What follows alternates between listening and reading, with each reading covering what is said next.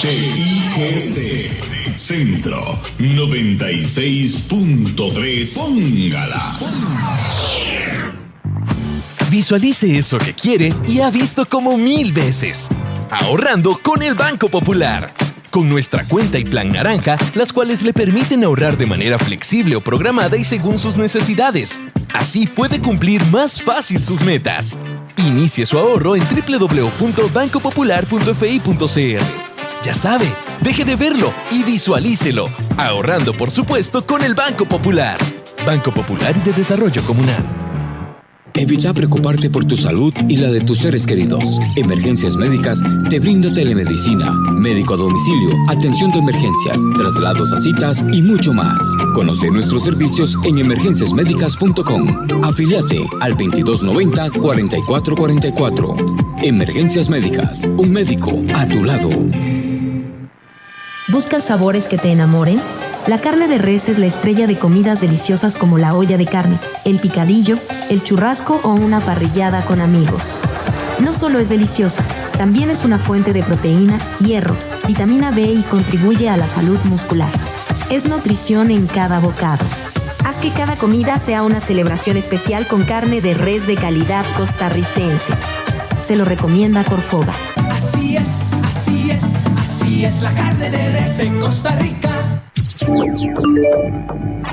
WhatsApp, programa Horizontes, 83 41 41 42. 83 41 41 42. Despertar cada día, a empezar la vida una vez más, hasta encontrar en el horizonte la música.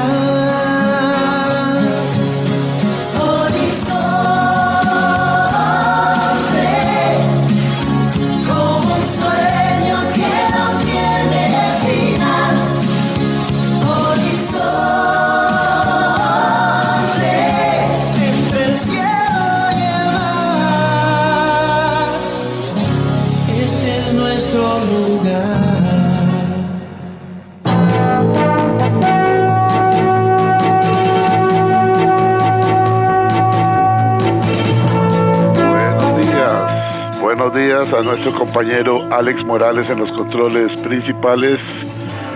Muy buenos días a José Bustos y a Marconi Sánchez en el estudio de grabación.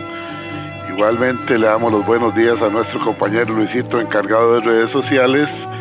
Y a ustedes, amigos y amigas, este servidor Edgar Obed, en nombre de todo el equipo les dice gracias, muchísimas gracias por acompañarnos una vez más aquí en su programa de Cultura Ciudadana Horizontes, que inicia ya. A continuación, Costa Rica Hoy.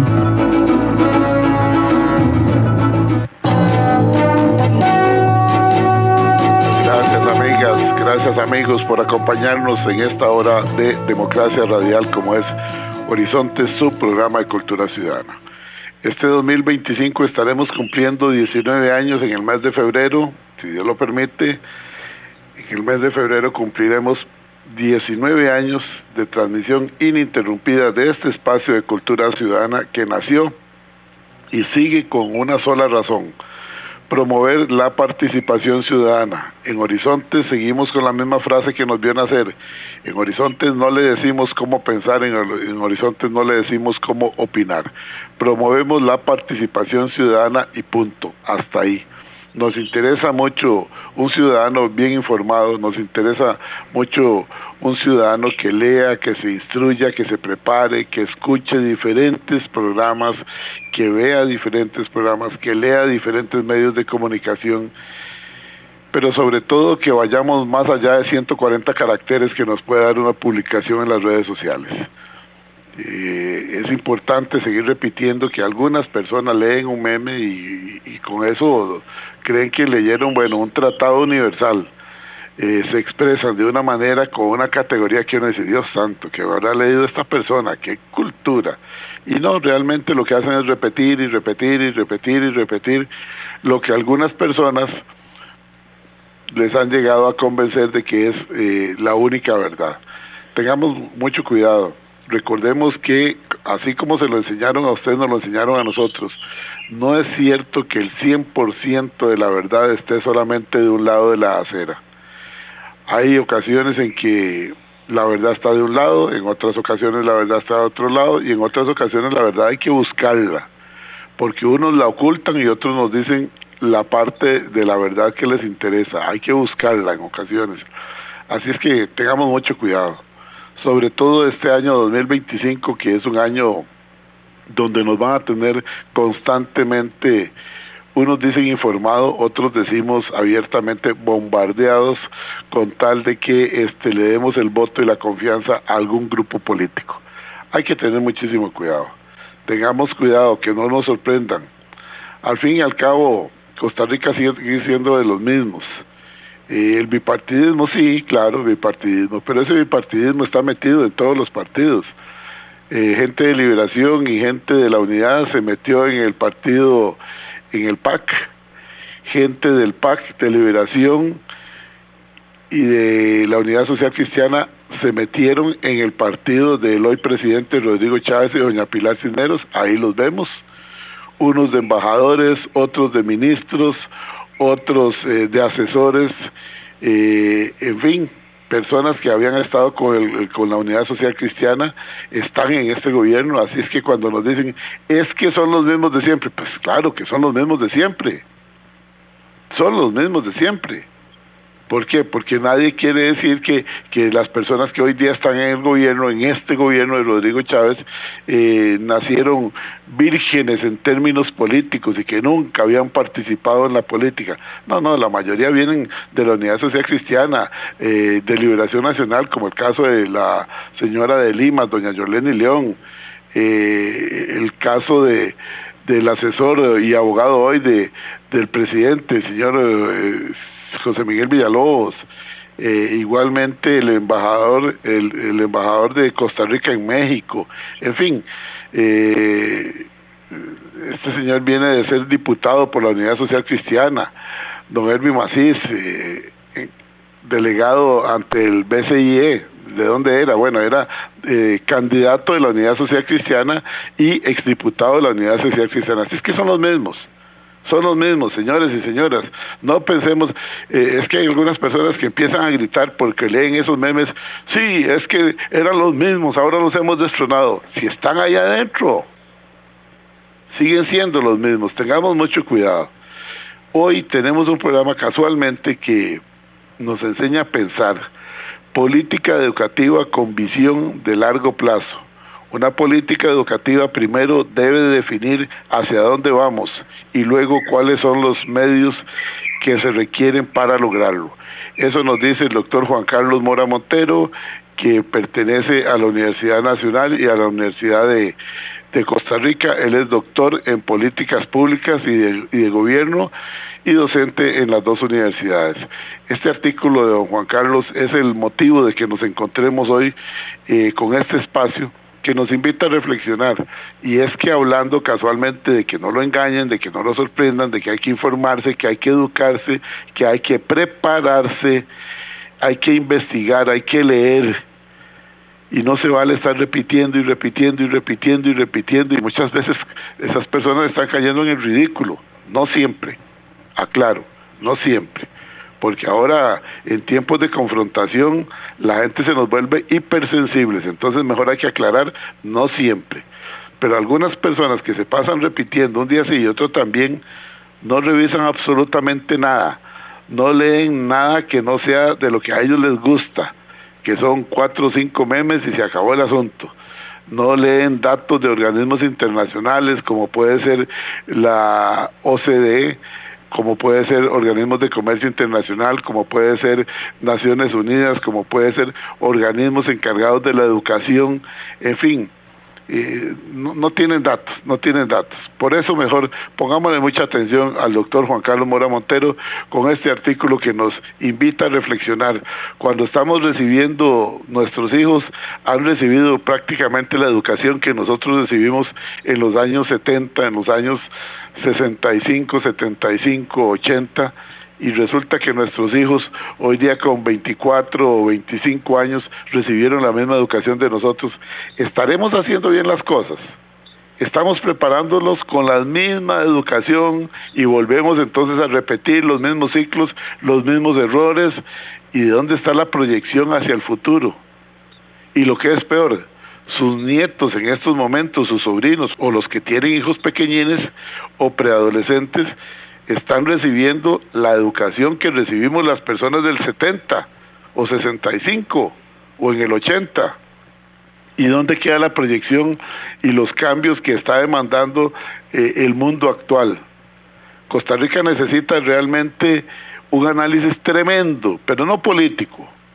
No hablemos de política partidista y menos de ideología. Necesita un análisis en todo lo que es la educación para que tengamos una política educativa con visión de largo plazo.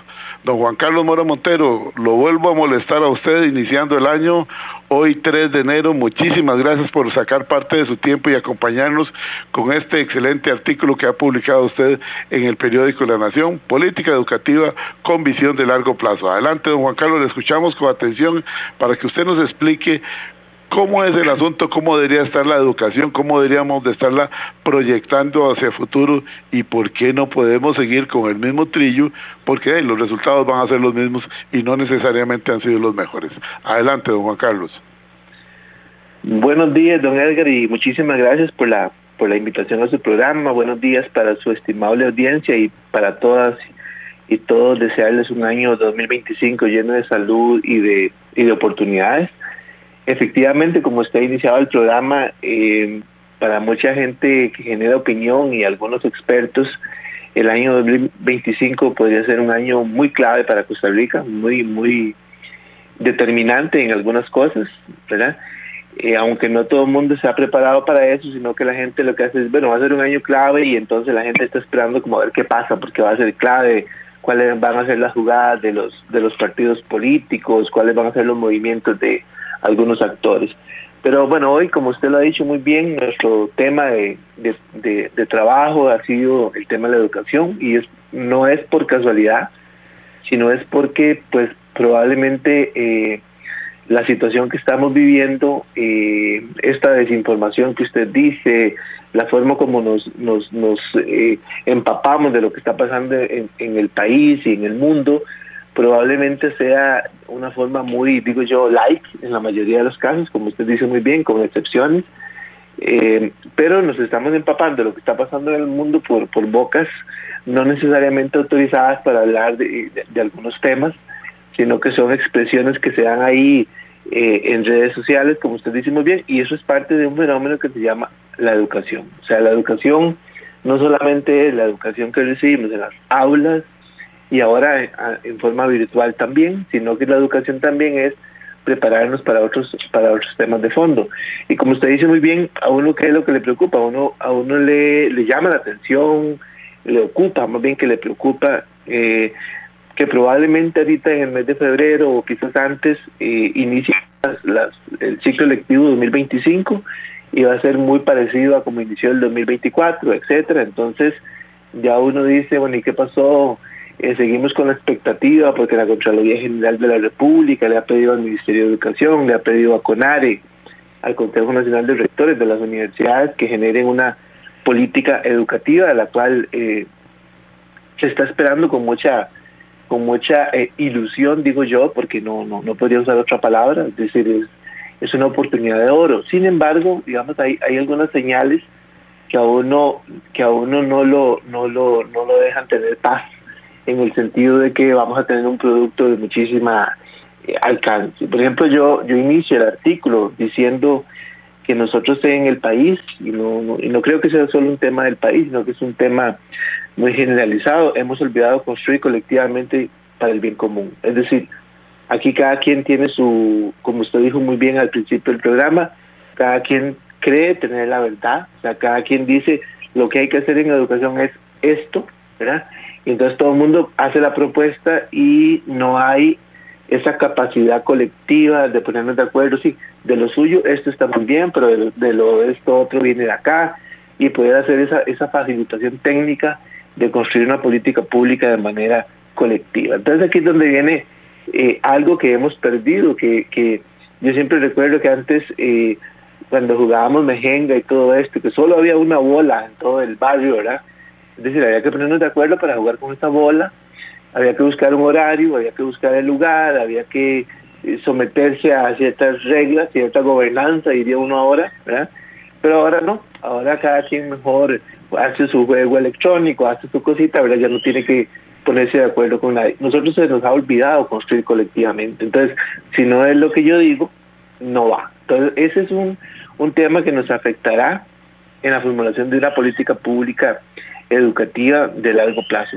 Y la otra cosa que nos ha pasado, que también lo señalamos ahí, es que creemos, y así lo señalamos en el artículo, creemos que transformar la educación es arreglar los problemas del pasado. Es decir, transformar la educación es reparar aulas, transformar la educación es mejorar la conectividad a Internet, transformar la educación es mejorar, digamos, el acceso en las zonas más retiradas del país, pero eso debió haber pasado hace quizás 20 años. O sea, ya hoy la educación hacia la que vamos es muy diferente. Y hay un fenómeno adicional que usted lo trató en su programa hace algunas semanas que me parece que es clave.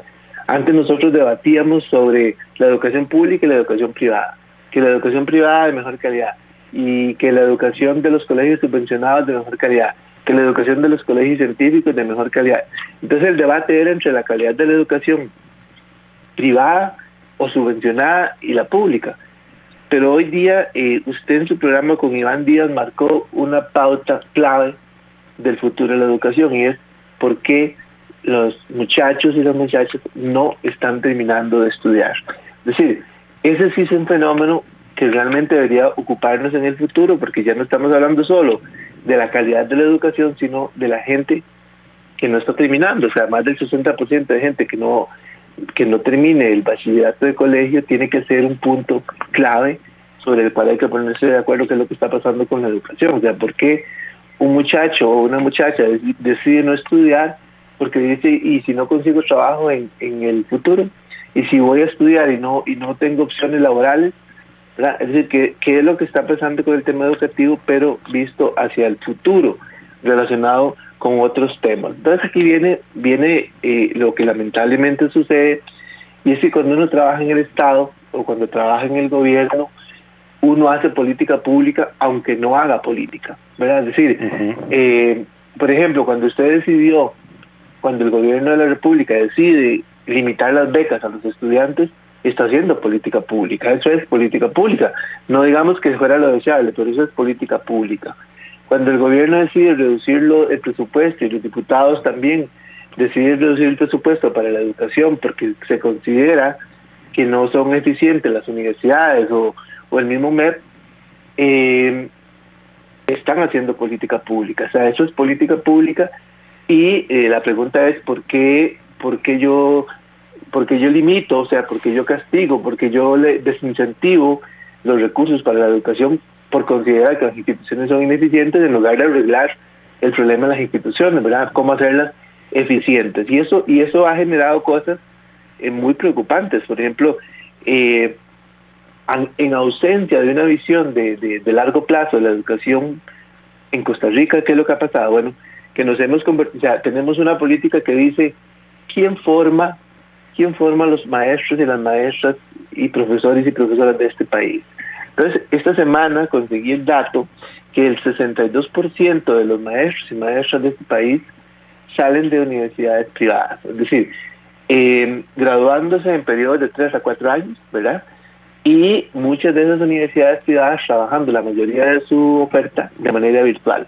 Entonces, eso es política pública. O sea, eso es política pública porque eso es lo que está pasando, eso es lo que se está permitiendo que pase, eso es lo que las autoridades permiten. Ahora, la pregunta es, ¿será esa la formación que ocupamos de los maestros y maestras? Porque recordemos que los maestros y maestras que nos dieron clases a nosotros nunca recibieron clases virtuales. O sea, ellos recibieron clases presenciales y aprendieron lo que es un entorno educativo con dificultades y cómo manejar situaciones de estudiantes, de familias, etcétera. O sea, La pregunta es si esta política de formar gente en 3 años, que un muchacho sea docente a los 21 o 22 años, en un entorno educativo, qué sé yo, como una escuela de mano marginal, sea lo que más le conviene al país, ¿verdad? Es decir, esas son cosas que hacen diferencia. No estoy diciendo que las universidades públicas no tengan que mejorar mucho en la forma en cómo enseñan a sus docentes, sino lo que estoy diciendo es que hay una diferencia entre que usted se forme en 3 años, mucha de la educación virtual, a que usted se forme en 6 años, y la gran mayoría de la educación presencial. Entonces, esa reflexión sobre el futuro, uno entiende que la virtualidad es algo muy importante en el futuro, pero el manejo de las personas, las actividades, la comunicación, el manejo de conflictos y todo seguirá siendo un tema humano. Es decir, no hay una IA o una robotcito que me resuelva a mí un conflicto familiar, que me resuelva a mí la pobreza de una familia que no pueden ir a clase, o un estudiante que en su casa hay conflictos por violencia familiar, por drogas, etcétera. Eso no me lo va a resolver nada. Entonces, yo no puedo pensar la educación ahora como la pensé hace tanto tiempo. O sea, ahora tiene que haber una reflexión diferente. O sea, la reflexión ahora es más profunda. O sea, cómo está cambiando el entorno, cómo está cambiando el mundo del trabajo, cómo está cambiando el mundo de la educación. Mire que en esto, don Edgar, el país apostó por la inclusión a la OCDE, y ahora quisiéramos tener una educación como los países más avanzados de la OCDE, por ejemplo. Pero aquí viene una gran pregunta, que es la pregunta que se plantea aquí en el artículo, es ¿qué modelo educativo o qué política educativa de largo plazo es la que nosotros buscamos? O sea, queremos parecernos, digamos, a Suecia, a Suiza o a Dinamarca, a Islandia. A Dinamarca, sí, a esos países. ¿O será que nosotros tenemos que ponerle nuestro propio ingrediente, digamos, a esta política? Porque tal vez, yo siempre recuerdo una expresión del expresidente, que en paz descanse, Rodrigo Carazo Odio, que él decía, a veces por tratar de ser como otro, dejamos la oportunidad de ser lo que nosotros hubiéramos podido ser. Es decir, ¿será que por parecer, o sea, es como que usted me diga a mí, vamos al fútbol, que es muy popular en el país, y queremos jugar como, no sé, como Brasil o como Alemania? Y probablemente no, porque probablemente las condiciones y las características de unos y otros sean diferentes. Entonces hay que buscarle como la forma de una política educativa que también, aparte de ser visionaria de largo plazo, sea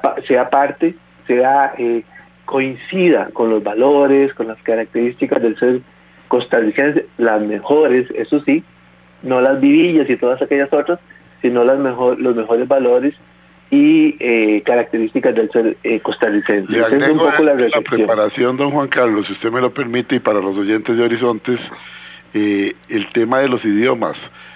Hace muchísimos años ya se viene hablando. Cada vez que hay campaña política siempre surgen los candidatos ofreciendo, y vamos a tener una sociedad bilingüe, porque no es posible que nosotros no estemos dando inglés de verdad desde la primaria, la secundaria, y fortalecerlo a nivel universitario. Vamos a también incluir un segundo idioma como el inglés, y tal vez un tercer idioma como el mandarín o el francés, que es el idioma diplomático por excelencia a nivel mundial, etcétera, etcétera. Pero al final todo se queda en promesas vacías. Por eso yo digo, y empecé el programa de hoy, cuando la gente abre la boca de forma muy grande y gritan, hoy día que está de moda la confrontación y el grito, decir, son los mismos que nos habían venido dominando, ahora sí llegamos nosotros, y son los mismos. Si en esta administración, repito, hay gente de Liberación, hay gente de la Unidad Social Cristiana, hay gente del PAC, hay gente de todos los partidos, o sea, son los mismos.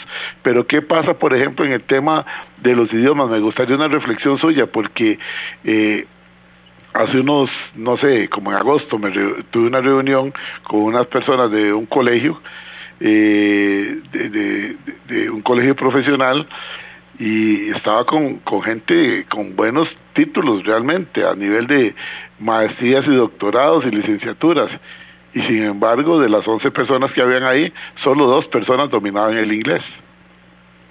¿Por qué? Sí, Porque bueno, definitivamente no se fortalecía hace unos años y hoy día muchas veces seguimos pasando por lo mismo. Tenemos profesores que ellos mismos no hablan el inglés y lo que tienen es un inglés totalmente básico.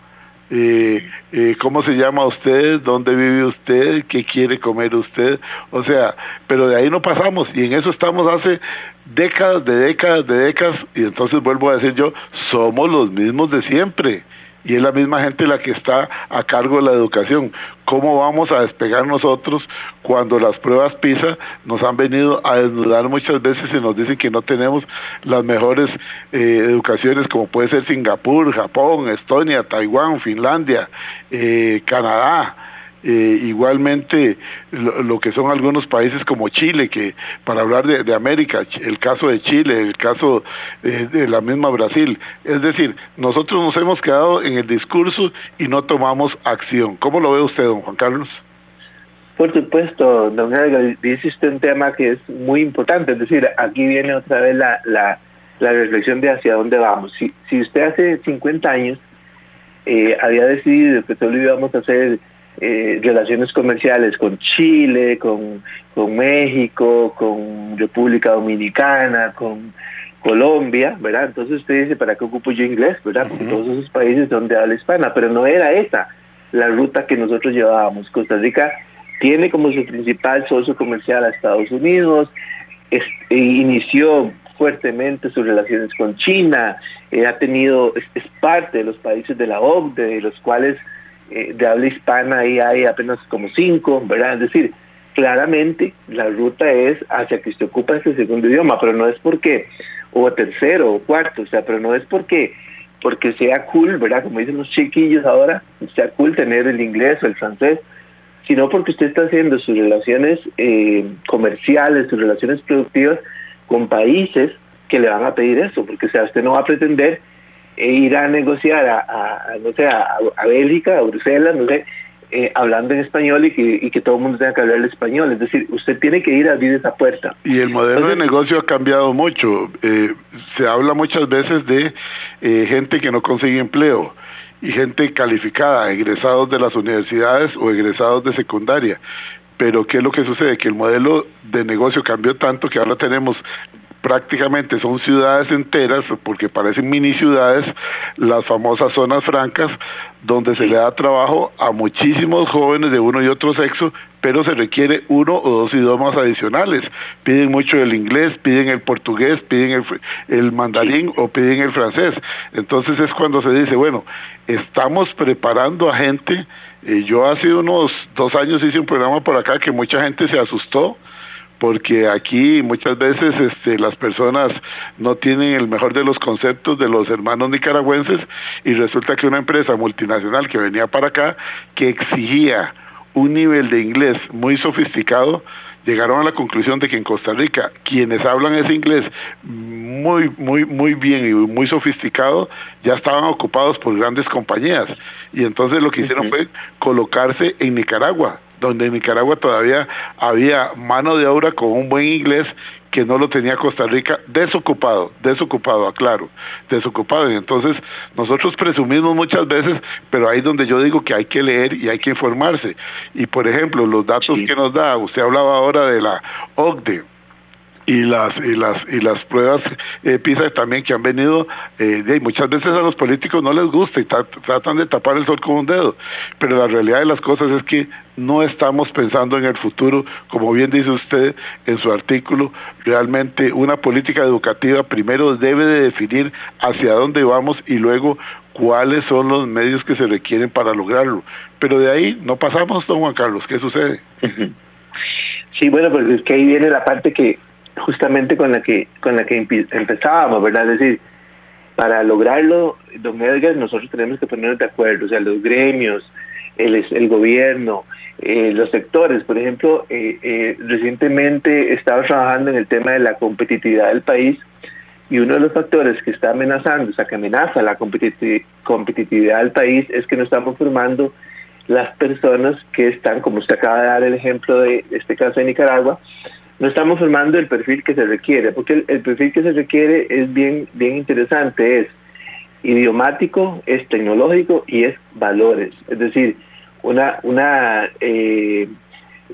empresa no solamente quiere una persona que le hable bien el inglés, sino que sea respetuoso, responsable, que tenga una serie de características a nivel de valores. Entonces, eso es lo que nos ha quitado competitividad. O sea, está bien, nosotros debemos de competir a nivel de PISA, a nivel de pruebas de matemática, a nivel de carreras STEM y todo esto, pero también debemos de responder en la parte más de valores y la parte humana. Entonces, esa combinación de ambas cosas se piden en muchas de estas empresas, que realmente antes no importaba, pero hoy día las habilidades blandas, si una persona no tiene la capacidad para trabajar en grupo, para saberse comunicar efectiva y asertivamente, se le complica el conseguir empleo.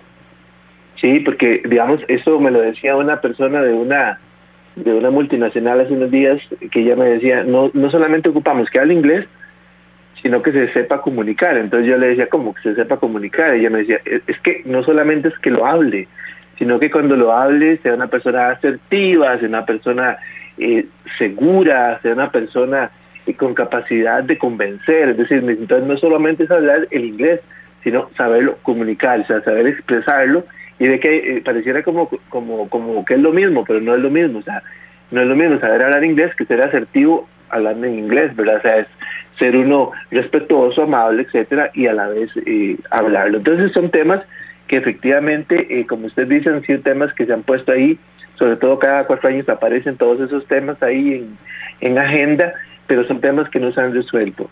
Y lo más grave, digamos, y insisto en esto, lo más grave que usted lo planteó en su programa hace unas semanas, es que ahora se nos ha creado el segundo fenómeno. O sea, no solamente es un tema de la calidad, la competitividad de la educación en el país, sino que es además porque muchas personas están abandonando el sistema educativo. O sea, porque muchas personas no terminan su colegio. Y muchas personas dicen, por ejemplo, que qué aburrido, porque ahí no se aprende nada, pasan muchas cosas, no sé, ¿verdad? Todo esto que pasa. Entonces, ya no solamente la política educativa debe resolver los problemas de competitividad idiomática, tecnológica, acceso, internet, etcétera, sino que además tiene que volver a convencer a la población de que estudiar y que la educación marca diferencia. Y cuando digo esto, no solamente estoy hablando de sacar doctorados o maestrías, sino que la formación de una persona puede ser también formación técnica, es decir, pero es que la formación técnica sumada a lo que usted llamó ahorita habilidades blandas, que es algo tan importante. O sea, son ambas cosas lo que estamos visualizando y que debe ser un proyecto claramente a futuro. La posición, el llamado de atención que hace la Contraloría, algunos lo ven como, una vez más, como una intromisión, otros lo ven como una oportunidad para reflexionar y decir, bueno, ¿qué pasó con ARE? ¿Qué pasó a los rectores? Una llamada de atención diciéndole a los rectores, bueno, apórtenle más al país y al mismo tiempo a quienes ocupan la silla en el Ministerio de Educación Pública, y no tanto a los que vienen políticamente nombrados por 4 años, si es que los aguantan o si los soportan, sino a las personas técnicas que se quedan ahí. Bueno, hay una llamada de atención que hace la Contraloría. ¿Usted lo ve como una posibilidad para formular una política educativa de que nos permita una transformación significativa de lo que estamos hablando? Don Edgar, qué importante eso que usted acaba de decir, porque lo que la Contraloría dijo, lo habían dicho mucha gente antes. O sea, lo que la Contraloría dijo, lo dijo la OCDE, lo dijo, se ha dicho en diferentes foros nacionales, lo han dicho los gremios, lo ha dicho el Estado de la Nación, lo ha dicho un montón de gente, nada más que esta vez lo dijo la Contraloría. Y entonces, ante la situación que estábamos viviendo, la relación que hay entre el gobierno y la Contraloría, pues se le hizo el escándalo, ¿verdad?, de que era una coadministración y otras cosas más. Pero esto que dijo la Contraloría no fue que se descubrió, digamos, el agua tibia. Ya hace días se venía planteando, hace tiempo se venía diciendo, y ahora porque lo dijo la Contraloría, entonces se hizo un poquito de bulla, pero yo digo que en buena hora, porque al menos se genera algún tipo de responsabilidad, o sea, algún tipo de Ya lo que dice la Contraloría es más de acatamiento, ¿verdad? Ya uno no puede ignorar, digamos, lo que es una recomendación de la Contraloría o un tipo de llamado de atención como este, sino que hay que actuar. Ahora, la pregunta es, ¿qué es lo que va a salir de esto? O sea, si yo hago una política que lo que hago es un documento bien bonito, hago un copy-paste, me busco la de Singapur y otras partes más ahí, pongo un montón de cosas que después no llevo a la práctica, entonces solamente cumplí con el requisito de tener un documento de política. Esa no sería la ruta. O sea, aquí tiene que venir un trabajo que estamos, ya ahí, todos los sectores pienso que lo estamos esperando, que es ver al MED y ver a CONARE y convocando a ciertos sectores, haciendo ciertos diálogos, buscando ideas, buscando creatividad, imaginación, y no que de pronto un día, como digo yo, de un sombrero salga un conejo, ¿verdad? O sea, de un sombrero salió una política educativa. Eso sería muy, muy peligroso, porque yo sí creo que hay mucha expectativa sobre que aquí podría venir algo bueno, ¿verdad? Podría crearse algo bueno. Hay una oportunidad, hay una necesidad, hay un problema público real, o sea, están todos los ingredientes que nos obligan a hacerlo. La pregunta es, si nos salen con un domingo 7, con un conejito del sombrero, o sea, lo que nosotros decimos una construcción, una black box, o sea, una construcción de caja negra que usted no sabe cómo se hizo, pero salió un producto. Claro. Entonces, ahí más bien podría ser contraproducente. Bueno, ahora tenemos el programa de Estado de la Nación, que también nos da el Estado de la Educación, que en el 2024 sacó su informe número 19. Ya sería el número 20 para este 2025 que nos va a dar, donde también se muestran los cambios importantes que se deben de dar. Estuve preparándome para conversar con ustedes, que siempre trato de hacerlo, y también entre las conclusiones, qué tan cerca o lejos está el país de lograr la aspiración de la educación equitativa y de calidad. Y es que cuando Costa Rica decide pertenecer a foros tan importantes como la OCDE, de ahí entramos como el patito feo cuando tenemos una educación sinceramente renqueando. Para poner el ejemplo del señor presidente, que le gusta hablar de las 3 patas del banco o 4 patas del banco, yo creo que se nos ha quedado como con 2 patas ese banco. Permítame, don Juan Carlos y amigos oyentes, ir un segundo a la cabina central, que nos dice don Alex que hay que ir a la cabina central, y retornamos con este tema tan interesante como es el tema de la educación. Desde ya les digo, antes de ir al corte, desde ya les digo, las personas que quieran tener este artículo, que quizás no lo vieron, se publicó el 30 de diciembre en La Nación, Política Educativa con Visión de Largo Plazo, que es el artículo escrito por el doctor Juan Carlos Mora Montero. Repito, él pertenece a la Universidad de Costa Rica y la Universidad Nacional. Él es doctor en políticas públicas y políticas de gobierno. Si usted quiere tener el artículo, nada más envíe la palabra artículo al WhatsApp 83414142, repito, 83414142, envíe la palabra documento o artículo, la que prefiera, y con mucho gusto nuestro compañero Luisito se los va a estar enviando. Retornamos.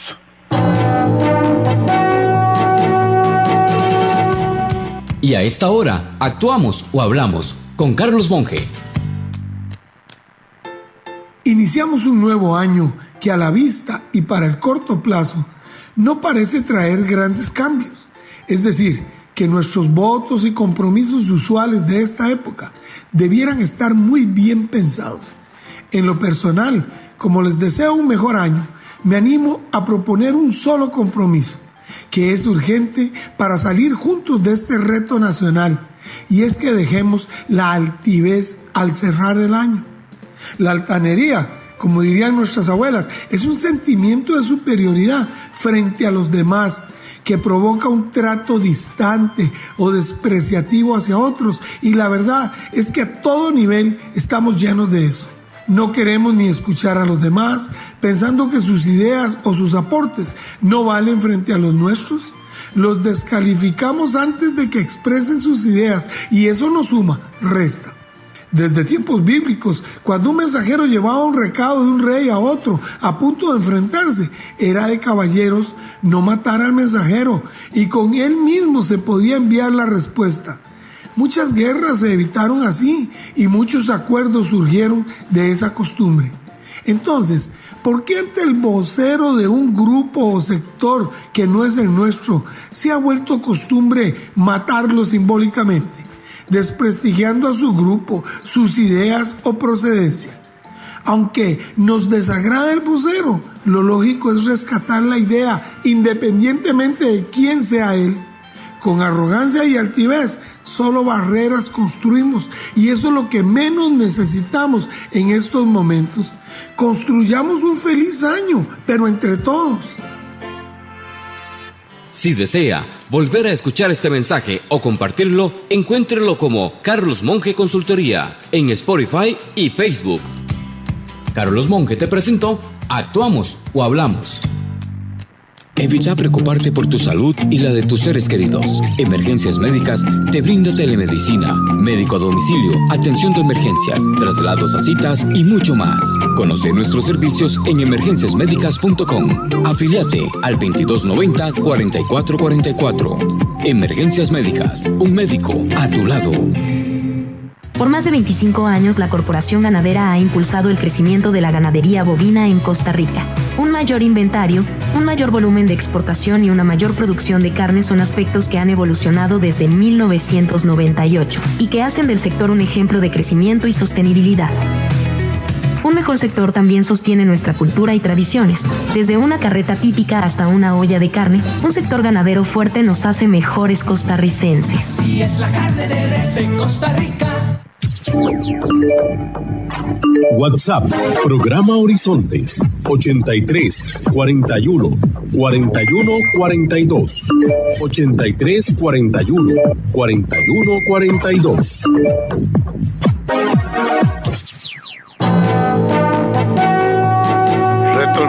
Retornamos a Horizonte, su programa de Cultura Ciudadana. Hoy conversando con el doctor en Gobierno y Políticas Públicas, docente de la Universidad Nacional y de la Universidad de Costa Rica, el doctor Juan Carlos Mora Montero, que recientemente escribió un artículo que le estamos ofreciendo a usted enviárselo obviamente sin ningún costo directamente a su teléfono. Envíe la palabra documento al WhatsApp 83414142.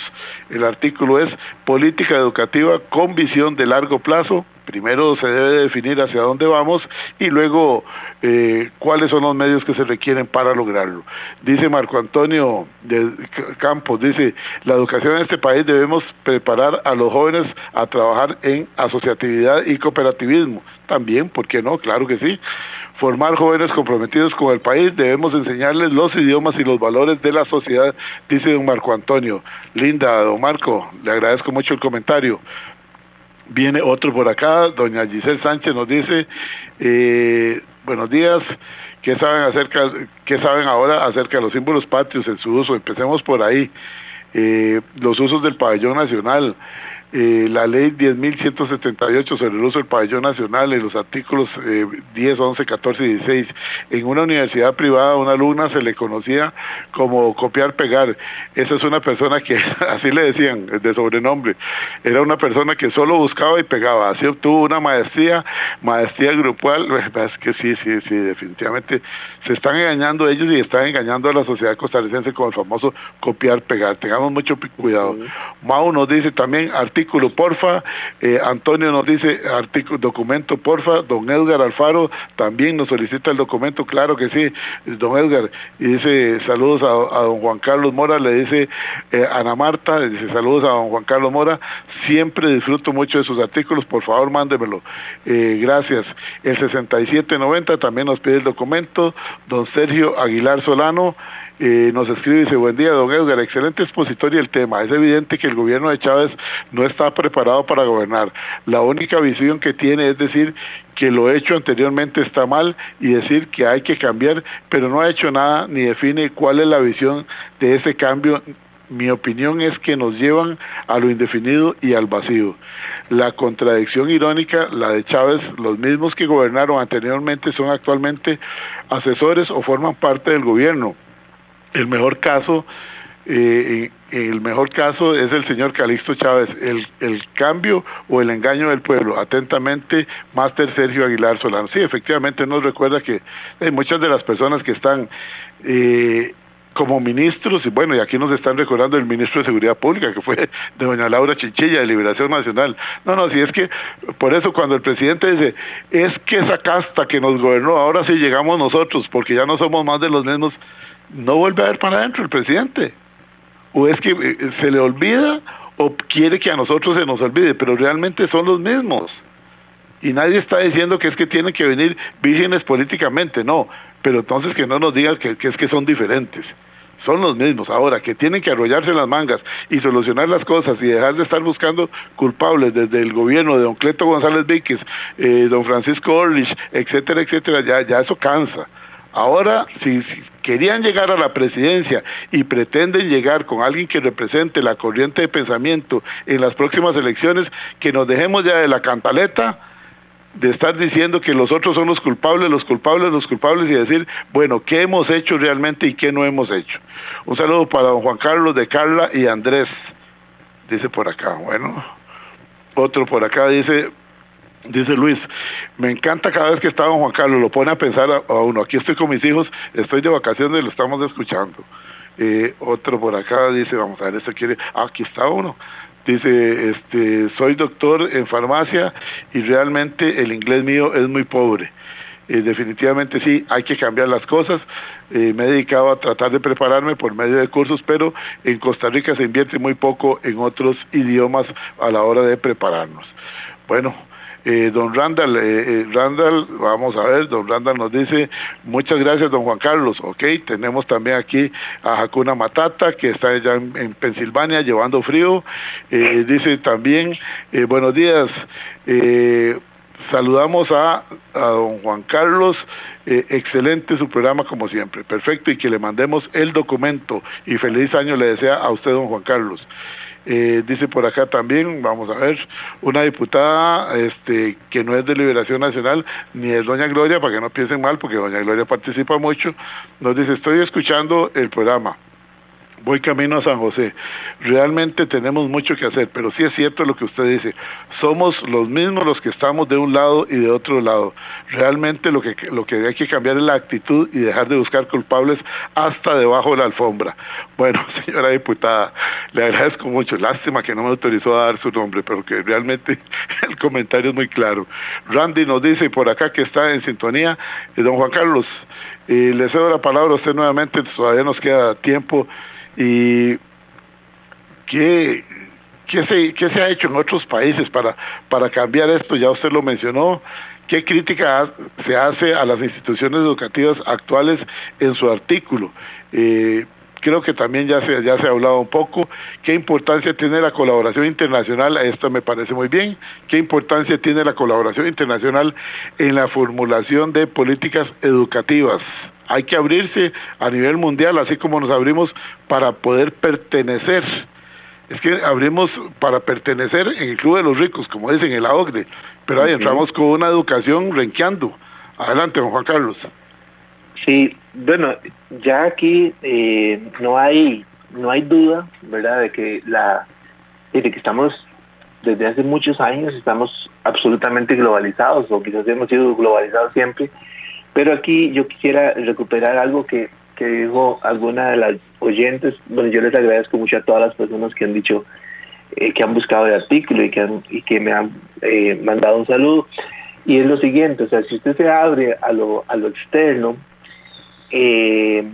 está bien porque estamos en un mundo globalizado y podemos aprender un montón de cosas y todo, pero decía la oyente que abrirse sin tener una claridad en su identidad, en sus valores, puede generar que al final terminemos siendo nada, o sea, terminemos siendo un poco de cada cosa. Entonces sí es muy importante, y esto parece un discurso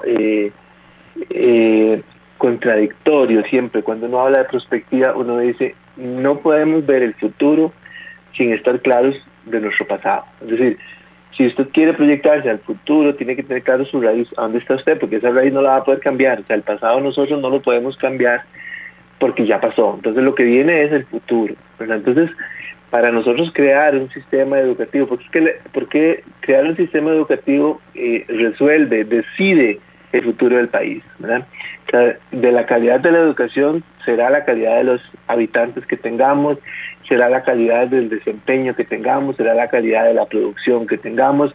Es decir, la educación, por eso es que cuando uno mide desarrollo humano, uno mide en tres, o sea, uno mide calidad de la educación, o educación, salud, ingreso, o sea, porque esos son los tres pilares, digamos, del desarrollo humano. Pero claro, yo le puedo agregar ahí la seguridad y otras cosas, pero curiosamente los países con altos niveles de educación son países con altos niveles de seguridad, ¿verdad? ¿Por qué?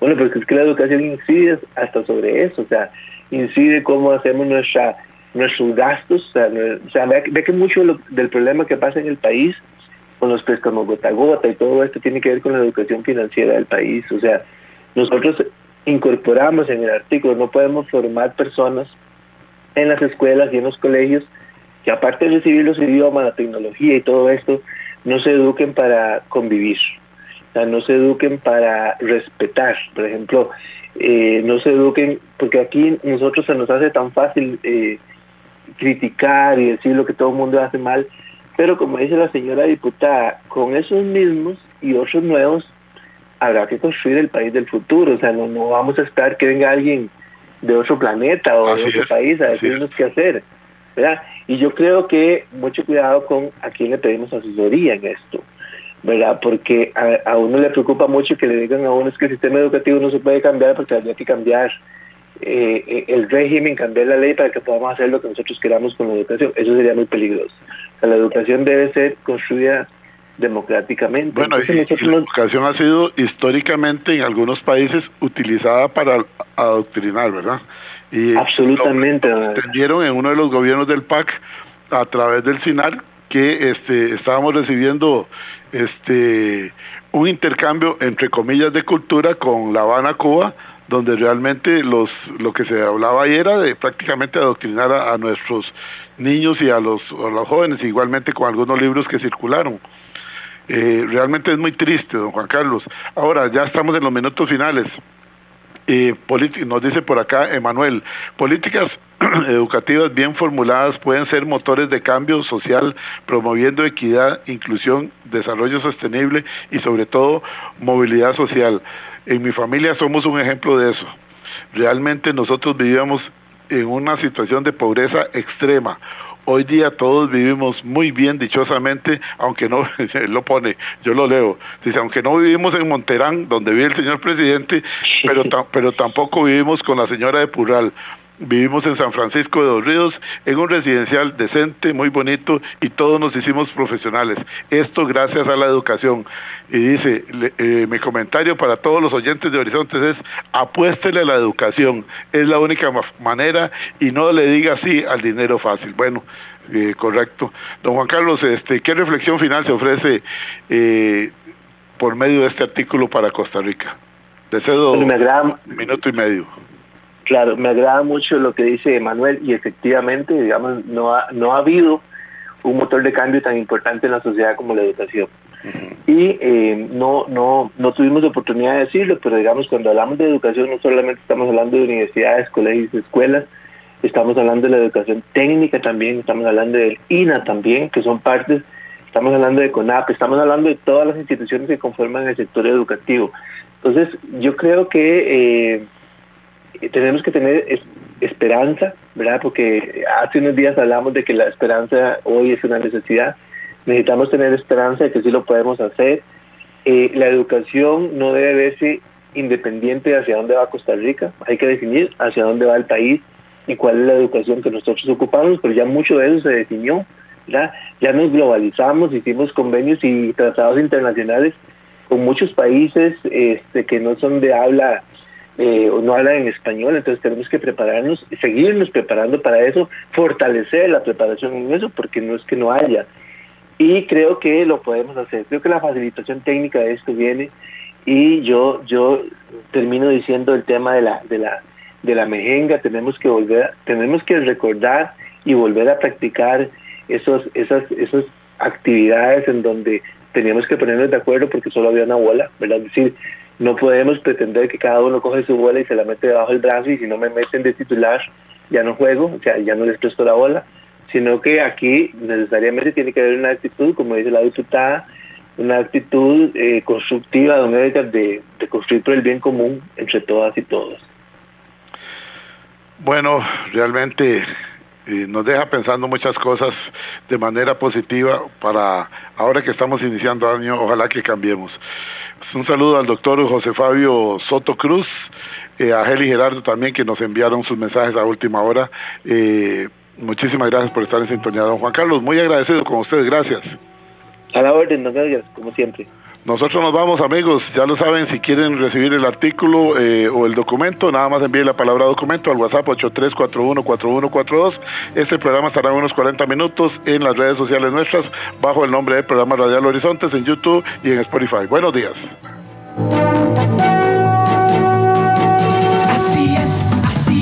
Así es la carne de res. La carne de res es un alimento completo, versátil, rico en proteína, vitaminas y minerales. Además, el sector ganadero costarricense protege más de 300.000 hectáreas de bosque y es motor económico para el país. La carne de res es buena. Así es la carne de res de Costa Rica. Un mensaje de Corporación Ganadera Corfoga. Evita preocuparte por tu salud y la de tus seres queridos. Emergencias Médicas te brinda telemedicina, médico a domicilio, atención de emergencias, traslados a citas y mucho más.